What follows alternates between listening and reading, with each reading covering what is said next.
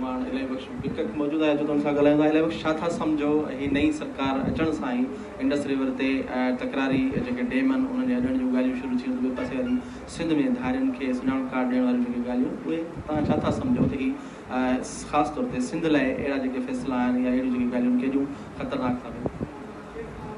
अदा ही जेका नई सरकार आई है उहा सरकार साॻी तव्हांखे यादि हो परवेज़ मुशर्रफ उहा सरकार आहे।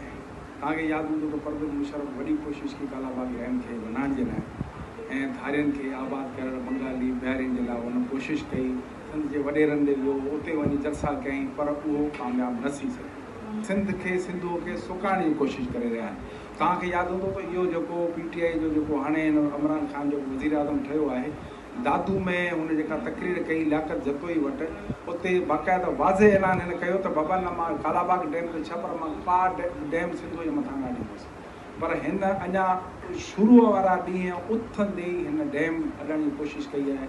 बादशाह डैम जो ख़ाली छो आहे हिननि वटि पैसो कोन्हे पाणी आहे ई कोन हीउ बादशाह डैम कोन हूंदा हीउ कालाबाग डैम असां सिंधियुनि जे मथे मिलण जी कोशिशि कनि था उन लाइ सभु सिंधी सुजाॻ आहिनि। ॿियो जेको धारियुनि जे लाइ मसइलो आहे उहो तव्हांखे यादि हूंदो त असां 1986 में जॾहिं एयरपोर्ट ते जॾहिं असां GSM जो चेयरमैन आरीसर साहिबु हो तॾहिं तारीख़ी असां धरणो हुयो एयरपोर्ट ते जंहिंमें लखे माण्हू गॾु थिया हुआ। असांजी उहा साॻियो सिलसिलो हले थो। असां तव्हांजो हिकिड़ो बर्दाश्त न कंदासीं।